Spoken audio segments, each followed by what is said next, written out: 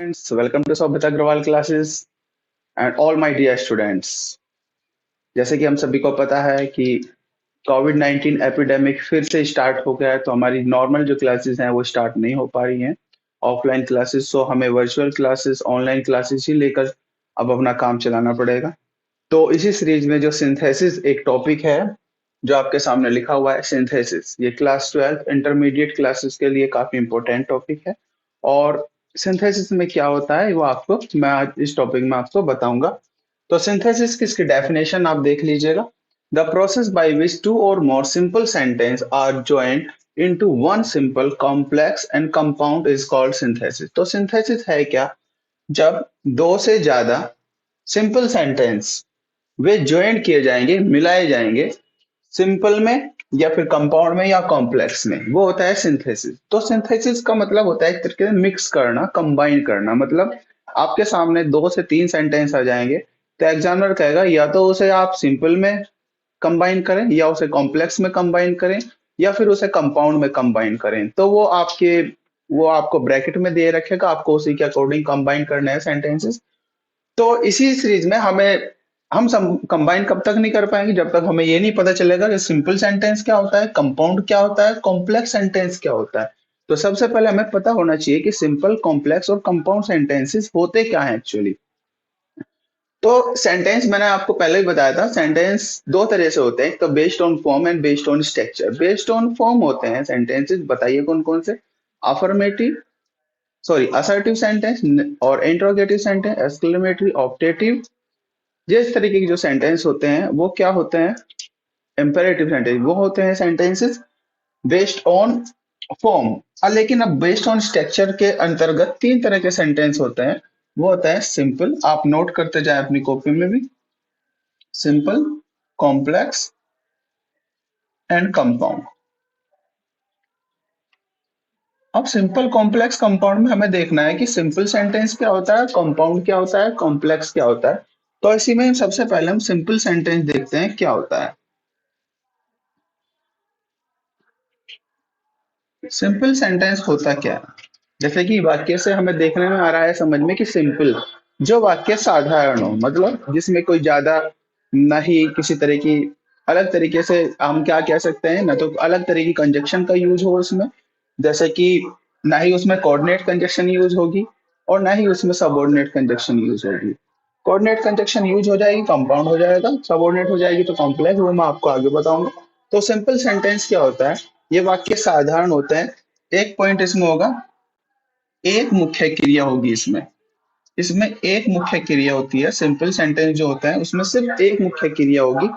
और इसके एक और बात स्पेशल क्या होती है कि इसमें एक मुख्य क्रिया तो होगी, एक और चीज होती है, तीन चीजें होती हैं। एक तो इन्फिनेटिव, इन्फिनेटिव, जेरन, पार्टिसिपल।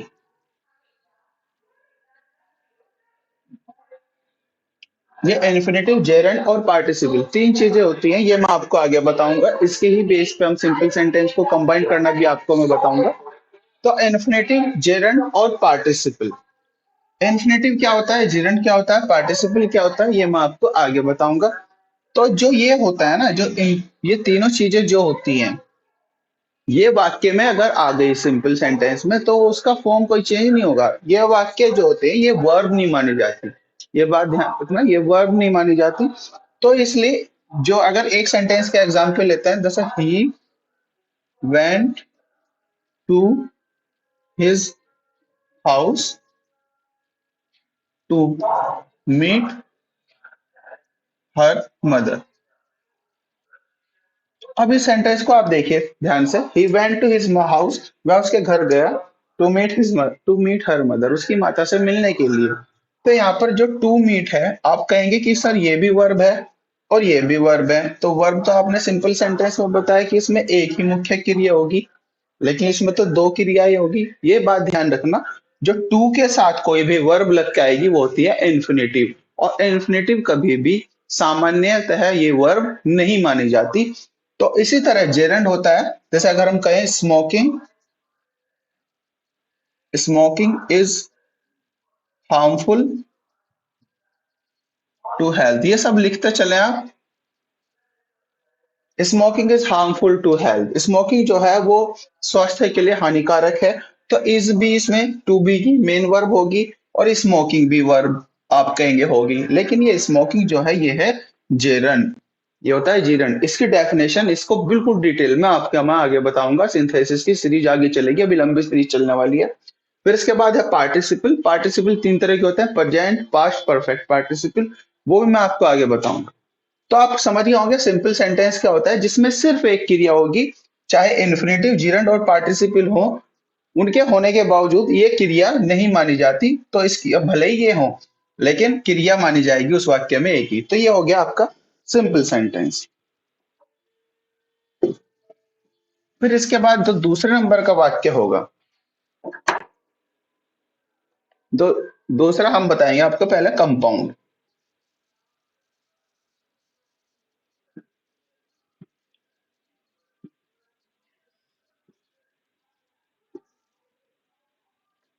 अब कंपाउंड सेंटेंस क्या होता है?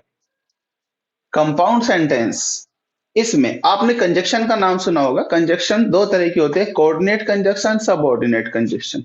तो कोऑर्डिनेट कंजक्शन कंपाउंड सेंटेंस होता है, को sorry coordinate conjunction. Coordinate conjunction से बनने वाले वाक्य, कोऑर्डिनेट कंजक्शन से जो वाक्य बनेंगे वो होता है कंपाउंड सेंटेंस। कोऑर्डिनेट कंजक्शन कौन कौन सी होती है, इसकी भी बिल्कुल डिटेल में आपको बताऊंगा। सिर्फ अभी मैं ये बताना चाह रहा हूं आपको कि आपको थोड़ा इसका अंदाजा हो जाए सिंपल कॉम्प्लेक्स कंपाउंड सेंटेंस क्या होते हैं, क्योंकि हमें आगे जाकर इन्हीं में ही सिंथेसिस बनानी है। तो उसका थोड़ा सा आपको बेसिक फॉर्म, आपको बेसिक स्ट्रक्चर पता होना चाहिए। डिटेल में आपको आगे बताऊंगा। कोऑर्डिनेट जो कंजक्शन होती है, कोऑर्डिनेट कंजक्शन कौन कौन सी होती है, एंड, बोथ एंड, ये सब लिखते चलें, as well as, not only, but also, ये सब compound coordinate conjunction. Neither nor, either और otherwise,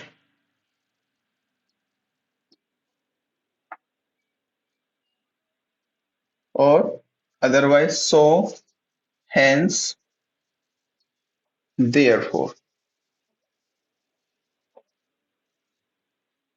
so hence therefore, but, yet. तो जो भी इन वाक्यों को, जिन भी वाक्यों में ये सब कंजक्शन प्रयोग हैं, वो कौन से सेंटेंस होते हैं, वो होता है कंपाउंड सेंटेंस। तो ये सब ध्यान रखना, कंपाउंड सेंटेंस होता है ये, यही होती है कोऑर्डिनेट कंजक्शंस। ये कोऑर्डिनेट कंजक्शन भी हैं और इनसे बनने वाले वाक्य कंपाउंड सेंटेंस। समझ गया होगा कंपाउंड सेंटेंस होते क्या है। अब इसके बाद हम आपको बताएंगे सॉरी, कॉम्प्लेक्स सेंटेंस क्या होते हैं।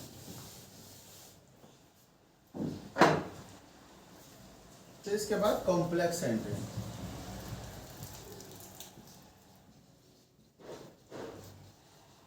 कॉम्प्लेक्स सेंटेंसेस क्या होते हैं। अब एक तो कंजक्शन होगी कोऑर्डिनेट, एक होती है सब ऑर्डिनेट। सब ऑर्डिनेट, सब ऑर्डिनेट कंजक्शन से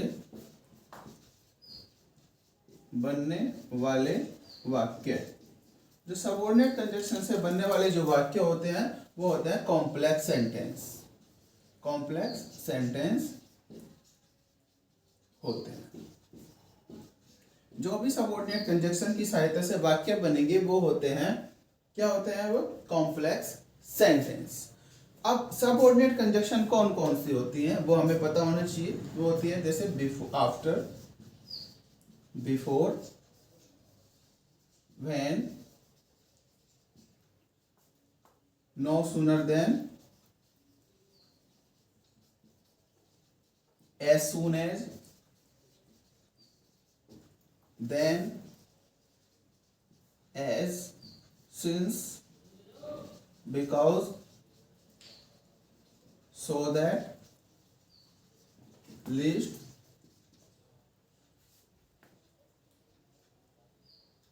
those, यस सर, और भी हैं। तो ये सब जो कंजक्शंस होती हैं, ये सब कंजक्शन क्या होती है, सबऑर्डिनेट कंजक्शन। तो इनसे बनने वाले जो वाक्य होंगे वो क्या होता है, कॉम्प्लेक्स सेंटेंस। तो आप समझ ही होंगे सिंपल, कॉम्प्लेक्स, कंपाउंड सेंटेंस होते क्या है। और ये बात यहाँ पे क्लियर होने के बाद अब हम सबसे पहले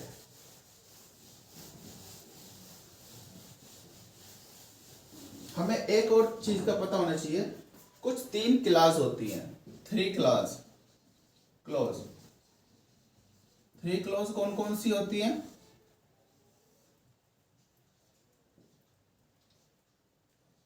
एक तो प्रिंसिपल क्लॉज,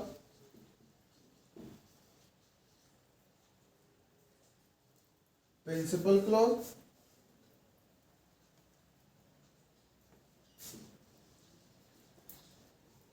और एक होती है कोऑर्डिनेट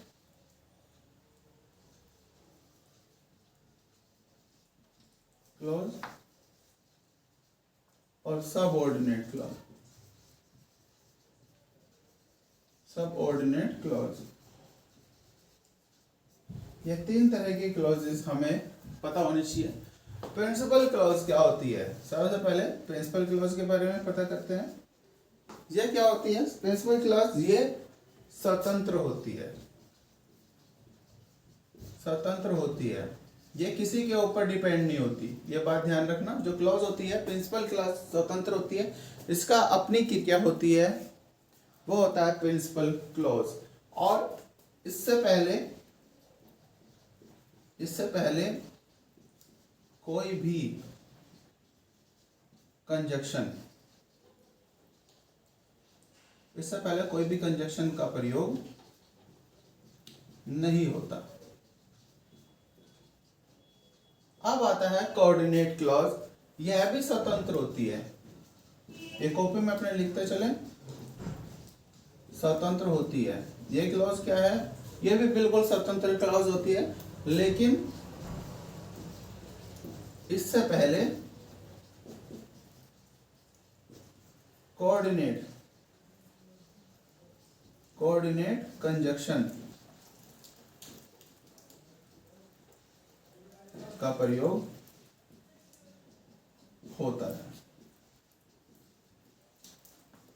स्वतंत्र होती है ये भी क्लॉज, ये भी स्वतंत्र होती है, लेकिन इससे पहले कोऑर्डिनेट कंजक्शन का प्रयोग होता है। सबऑर्डिनेट क्लॉज, यह स्वतंत्र नहीं होती। यह क्लॉज क्या होती है, यह स्वतंत्र नहीं होती है। इससे पहले सबऑर्डिनेट कंजक्शन का प्रयोग होता है। तो ये आपको बेसिक सा एक स्ट्रक्चर बता दिया मैंने कि सिंपल सेंटेंस क्या है, कंपाउंड सेंटेंस क्या है, कॉम्प्लेक्स सेंटेंस क्या है, प्रिंसिपल क्लॉज क्या है, कोऑर्डिनेट क्लॉज क्या है, सबऑर्डिनेट क्लॉज क्या है। आगे आपको इसकी सबकी डिटेल बताई जाएगी, लेकिन थोड़ा सा अपने माइंड में आपको पता होना चाहिए कि बेसिकली ये चीज़ें होती क्या हैं। तो सबसे पहले जो टॉपिक हम आपको बताएंगे, सबसे लेंथी टॉपिक भी यही है, सिंथेसिस में combination of simple sentence. Synthesis में सबसे लेंथी जो टॉपिक होता है वो combination of simple sentence.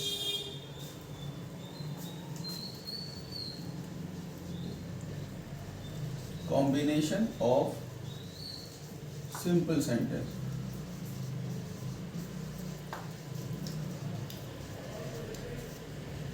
Combination of simple sentence, simple sentence में सबसे पहले जो कॉम्बिनेशन मैं आपको बताऊंगा वो बताऊंगा पार्टिसिपल।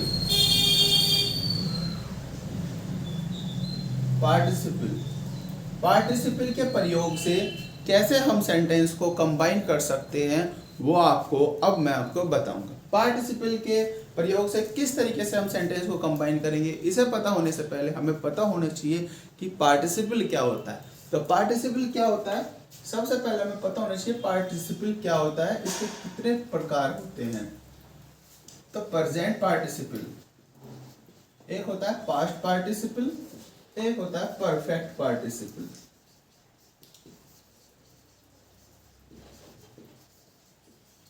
ये आपके सामने तीन तरह के पार्टिसिपल हैं। सबसे पहला हम बताएंगे आपको प्रेजेंट पार्टिसिपल।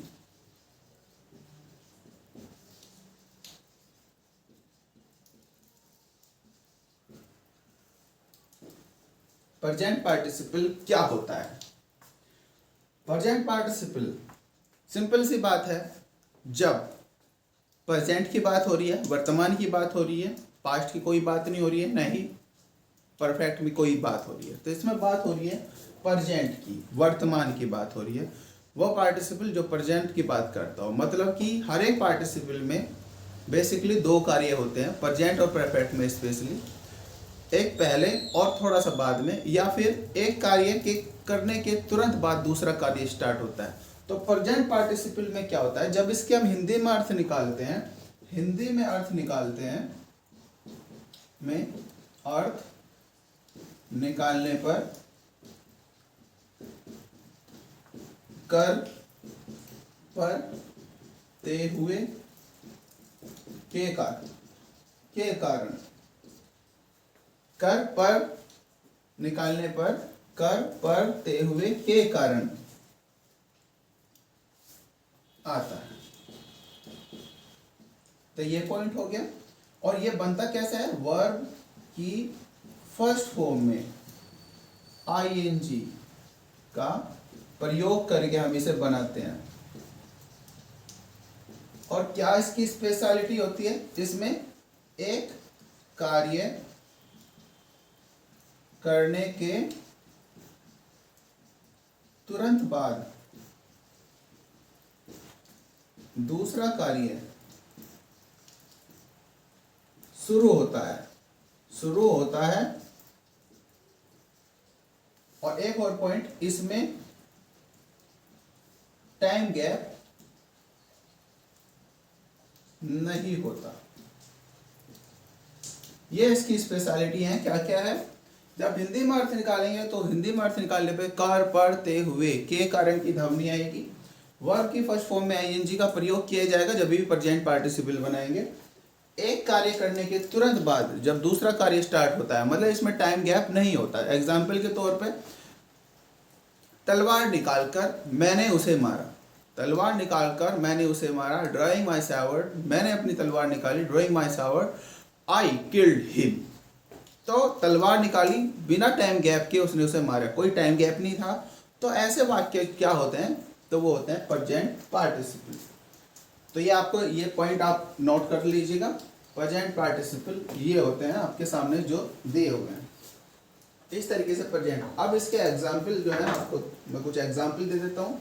इन चारों के मैं आपको एग्जाम्पल दे दूंगा, पहले कर का, फिर पर, फिर ते हुए, फिर के कारण का एग्जाम्पल देख लीजिएगा। एग्जाम्पल मैंने प्रेजेंट पार्टिसिपल आपको बताया,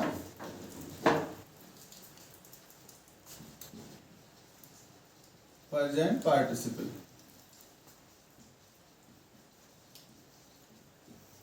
ये होता है वर्ब की फर्स्ट फॉर्म में आईएनजी। अब पहले हम कर का एक वाक्य देखते हैं। कर का एग्जाम्पल, शोर सुनकर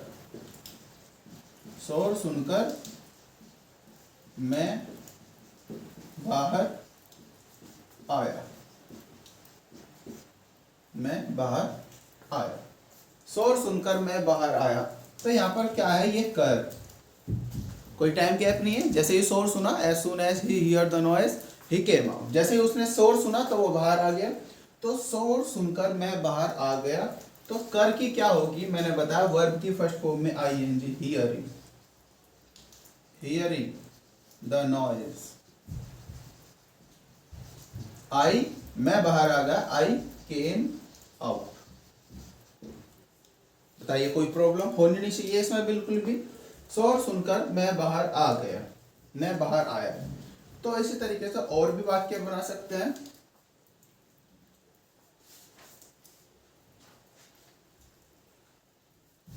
तलवार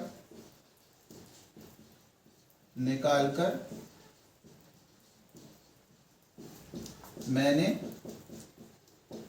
उसे मारा, मैंने तलवार निकाली और उसे मारा। यहाँ पर कर आ गया, देखिए क्या आ गया यहाँ पे कर। कर कहाँ पर आता है, जहाँ पर प्रेजेंट पार्टिसिपल हो। तो तलवार निकाल कर ड्रॉइंग, ड्राविंग माई सावर्ड,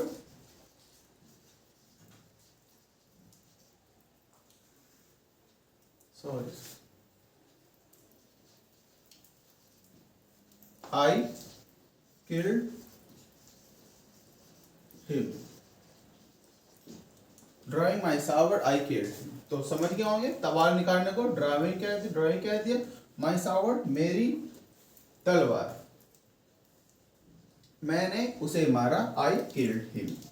इस तरीके से वाक्य ये करके बनेंगे। इसी तरह हम पर में भी वाक्य बना सकते हैं।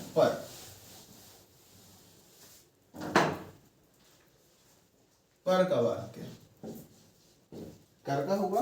अब पर, कमरे में घुसने पर मैंने राम को देखा। देखिए इस वाक्य को, कमरे में घुसने पर मैंने राम को देखा। तो घुसने को एंटरिंग, एंटरिंग क्या कहते हैं घुसने को, entering, ENTERING, entering the room. अब यहाँ पर की घुसने पर होगी present participle, entering the room, मैंने राम को देखा, आई सा राम। इस बात का और ध्यान रखना, जो यहाँ पर कर्ता होता है और जो ये कर्ता होता है, ये दोनों एक होते हैं, बस यहाँ पर छिपा रहता है ये कर्ता।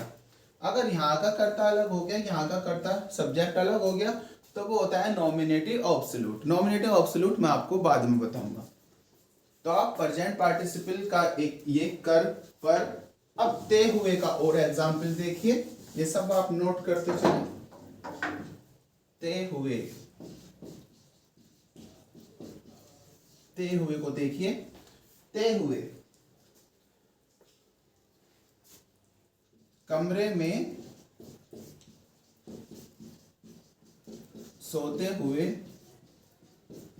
मैंने एक स्वप्न देखा। देखिए इस वाक्य को, कमरे में सोते हुए मैंने एक स्वप्न देखा। तो ते हुए आ गया, तो क्या है प्रेजेंट पार्टिसिपल और कोई टाइम गैप नहीं है, तो सोते हुए, sleeping, sleeping in the room, मैंने स्वप्न देखा, आई, स्वप्न देखना कहते हैं dream, I dream a dream.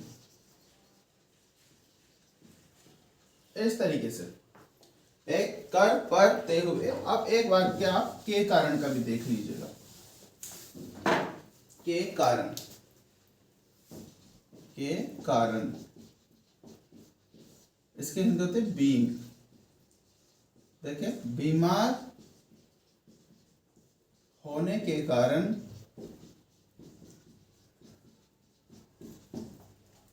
मैं विद्यालय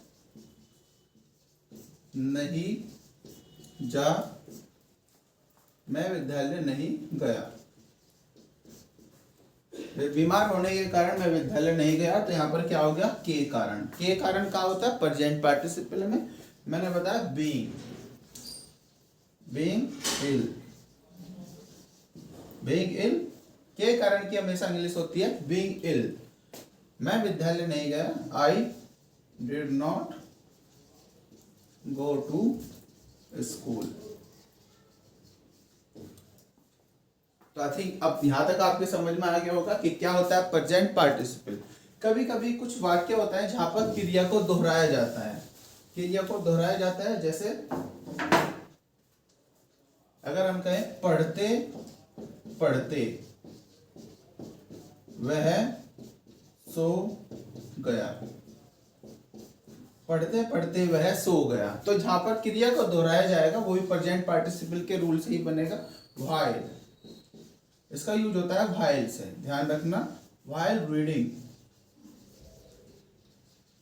ही स्लेप्ट, वह सो कोई प्रॉब्लम नहीं होनी चाहिए इस वाक्य में अब तक। एक और इसमें हमें रूल समझना होगा, प्रेजेंट पार्टिसिपल जब हम यूज करते हैं, प्रेजेंट पार्टिसिपल जब हम यूज करते हैं तो उसका पैसिव वॉइस भी आ सकता है एग्जाम में। Passive voice of present participle.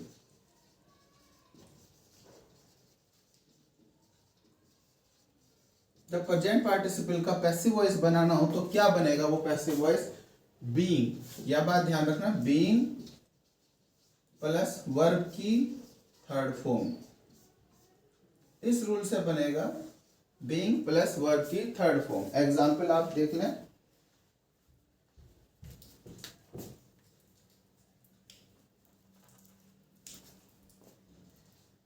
प्रधानाचार्य के द्वारा दंडित होकर वह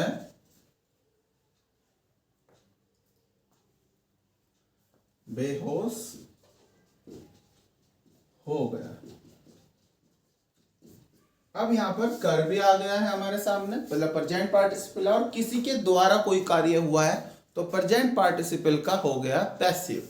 पैसिव बनाना है तो बीइंग यहां पर यूज करेंगे सबसे पहले, बीइंग पनिश्ड। दंडित क्या होती है? पनिश्ड। किसके द्वारा? By the principal.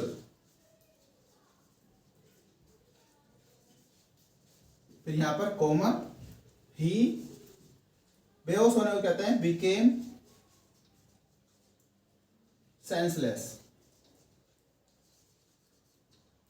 He became senseless. तो ये आपका प्रेजेंट पार्टिसिपल कंप्लीट हुआ। अब इसके बाद हम बात करेंगे पास्ट पार्टिसिपल की। पास्ट पार्टिसिपल क्या होता है?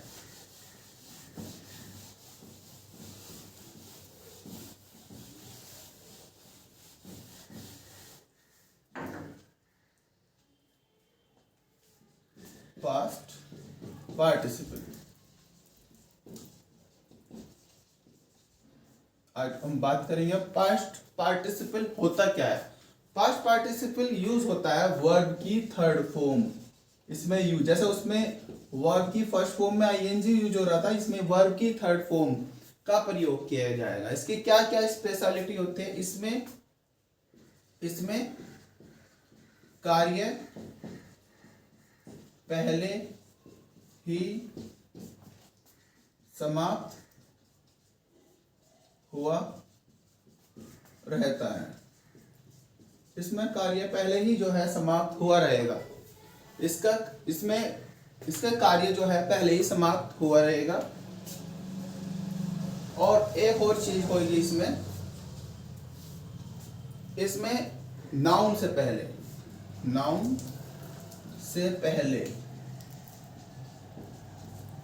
से पहले वर्ब का प्रयोग किया जाता है। ये नाउन से पहले वर्ब का प्रयोग किया जाएगा। नाउन से पहले वर्ब का प्रयोग किया जाएगा। और वर्ब कौन सी होगी? वर्ब की थर्ड फॉर्म। वर्ब की थर्ड फॉर्म होगी इसमें। और जब हम हिंदी में अर्थ निकालेंगे, इसमें हिंदी में अर्थ निकालने पर होता है हुआ, हुई, हुए। हिंदी में अर्थ निकालने पर, जब हिंदी में अर्थ निकालेंगे तो हुआ, हुई, हुए इसका अर्थ आएगा। एक एग्जाम्पल के तौर पर देख लें। उसने मुझे एक टूटी हुई कुर्सी दी। तो इसमें पार्टिसिपल कहाँ होगा? पास्ट पार्टिसिपल किधर होना चाहिए? हुई। यहां पर आ रहा है। और यहाँ पर क्या है? एक कार्य पहले ही समाप्त हो जाता है। इसमें कोई टाइम गैप नहीं होता। कार्य होता है वो पहले ही समाप्त हो जाता है। हिंदी में अर्थ निकालने पर हुई का प्रयोग किया, हुई, हुआ, हुई का अर्थ में अर्थ आता है। और इसमें एक और चीज होती है, कार्य पहले समाप्त हुआ रहता है। और नाउन से पहले, मैंने बताया नाउन से पहले वर्ब होगी, वो वर्ब की थर्ड फॉर्म होगी। और नाउन से पहले जब भी कोई वर्ब की थर्ड फॉर्म होगी वो एक एडजेक्टिव का भी कार्य करेगी। इसी वाक्य को बनाएंगे ही गेव मी ए, टूटी को कहते हैं ब्रोकन चेयर।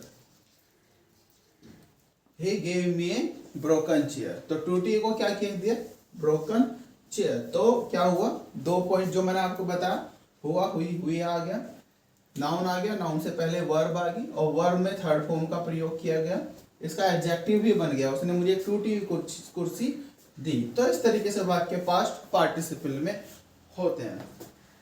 अगर पास्ट पार्टिसिपल का हमें वॉइस बनाना हो तो वर्ब की थर्ड फॉर्म प्लस बाई, इसका प्रयोग करके पैसिव वॉइस बना जाता है, पैसिव। अगर इसका पैसिव वॉइस बनाना हो तो वर्ब की थर्ड फॉर्म में बाई का प्रयोग किया जाएगा, तो आपका पास्ट पार्टिसिपल हुआ। फिर इसके बाद बहुत ही इंपॉर्टेंट एक पॉइंट है, वो है परफेक्ट पार्टिसिपल। आज आपको पार्टिसिपल तक ही पढ़ा के फिर बाद में कल को सिंथेसिस में कॉम्बिनेशन कैसे किया जाता है वो बताऊंगा। तो आज क्या बताया जाएगा आपको, फिर अब इसके बाद है perfect participle.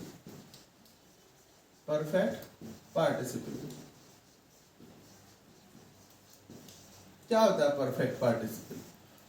Perfect participle present participle का बिल्कुल उलट है। इसमें यूज होता है हैविंग प्लस वर्ब की थर्ड फॉर्म का प्रयोग करके इसे यूज किया जाता है। क्या क्या इसमें पॉइंट होंगे, इसमें जब हिंदी में अर्थ निकालेंगे के बाद, के उपरांत, के पश्चात, जब हिंदी में जैसे उसमें कर पढ़ते हुए के कारण आ रहा था, इसमें क्या यूज होगा, के बाद, के उपरांत, के पश्चात यूज होगा इसमें।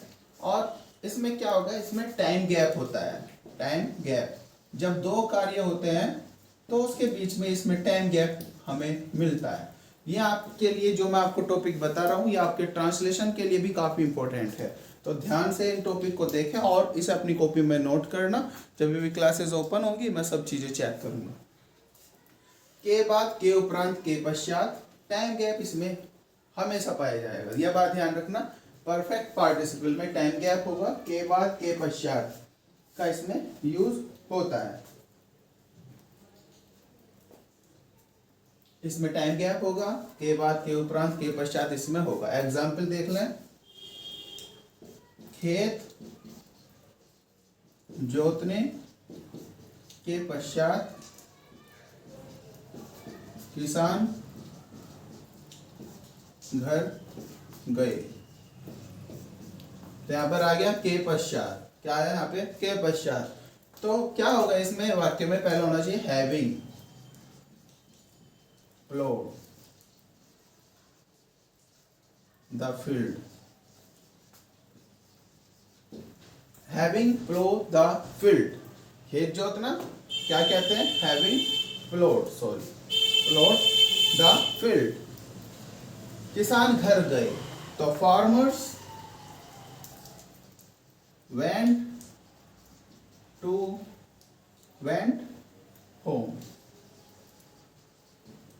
home, having plowed the field, farmer went home। तो इस तरीके से वाक्य होगा परफेक्ट पार्टिसिपल का। तो इसे अगर वॉइस बनाना हो, पैसिव वॉइस बनाना हो, तो क्या यूज होगा, पैसिव वॉइस बनाना हो तो इसमें यूज हो जाएगा हैविंग, बीइंग प्लस वर्ब की थर्ड फॉर्म, इसमें यूज होगा हैविंग, बीइंग, वर्ब की थर्ड फॉर्म का पैसिव वॉइस में यूज होगा। एक एग्जांपल देख लें, जैसे मैंने आपको प्रेजेंट पार्टिसिपल में एग्जांपल दिया था, वही एग्जांपल यहाँ पर भी ले सकते हैं। उसमें हम अर्थ परिवर्तन कर लेंगे हिंदी में, जैसे प्रधानाचार्य के द्वारा दंडित होने के पश्चात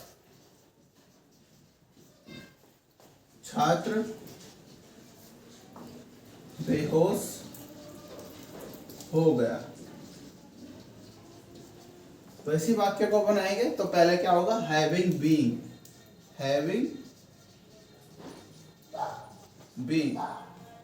पनिश्ड